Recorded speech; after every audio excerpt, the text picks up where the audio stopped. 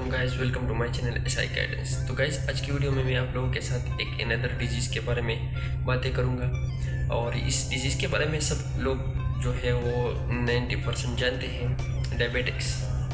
तो डायबिटिक्स बहुत लाइलाज बीमारी है। जब लग जाती है तो फिर ठीक होना बहुत ज़्यादा इम्पॉसिबल हो जाता है। तो आप लोगों ने सुना तो होगा, लेकिन इसका दो टाइप है, type 1 and type 2। Type 1 diabetics में ये होता है कि जो हमारा सफ़ेद ब्लड होता है, वाइट ब्लड सेल जिसको बोलते हैं, वो पेनक्रियाज का जो लबलबा जिसको बोलते हैं, उसका जो खुलिए होते हैं सेल, वो डिस्ट्रॉय करते हैं, ख़त्म कर देते हैं। तो उस वजह से जो इंसुलिन है वो प्रोड्यूस नहीं होता।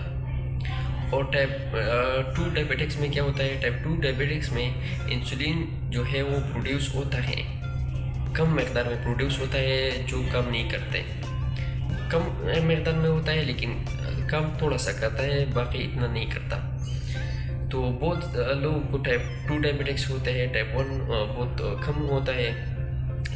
टाइप 1 जो है उसको ऑटो इम्यून डिजीज़ भी कहते हैं। तो गाइस, जो मैंने यहाँ पर देखा ऊटी में बहुत जो पेशेंट आते हैं, तो उसका जो फूड है मैं आपके साथ पिक्चर भी शेयर करूँगा यहाँ पर। तो बहुत सारे जो पेशेंट आते हैं, बहुत इसका जो फूड होता है तो 50% ख़त्म हो जाता है। तो फिर उसको हम खोल देते हैं और 30 दिन और किसी के जो फूड है उसकी रिकवरी होने में 3-4 महीने लग जाते हैं। तो आप लोगों ने अपने आप को अवेयर कैसे करना है। जो डायबिटिक पेशेंट होता है ना, तो उसको आप लोगों ने कहना है कि आप लोग अपने फूड का बहुत ज़्यादा ख्याल रखें। आप चलते हो या मतलब खड़े होते हो या कोई काम कर रहे होते हैं, तो आप लोगों ने अपने फूड का बहुत ज़्यादा ख्याल रखना होता है। क्योंकि अगर आप लोगों ने ख्याल नहीं रखना है अपने फूड का, तो फूड में ये होता है कि ये बहुत ज़्यादा डायरेक्टली प्रोपोर्शनल होता है। क्योंकि आप इस पे ही वॉकिंग करते हो, इस पर काम करते हो, यहाँ से वहाँ तक जाते हो तो फूड पे जाते हो।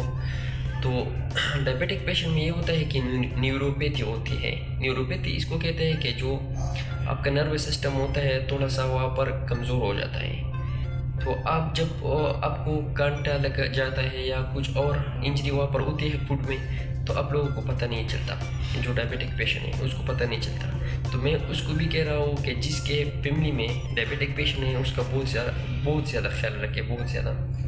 और ख़ासकर इसमें रखे कि उसका जो शुगर लेवल है वो कम हो जाए, तो ये इस पे ख्याल रखें। अगर ज़्यादा है तो इंसुलिन लगा है, लेकिन फिर भी जो फूड है उसका ख्याल बहुत ज़्यादा रखें। मैं आपके साथ यहाँ पर जो पिक्चर है वो शेयर करूँगा, लेकिन बहुत सख्ती से पेशेंट का जो फूड है मैं तो उसको देख भी नहीं सकता, क्योंकि इतना ख़राब हो जाता है।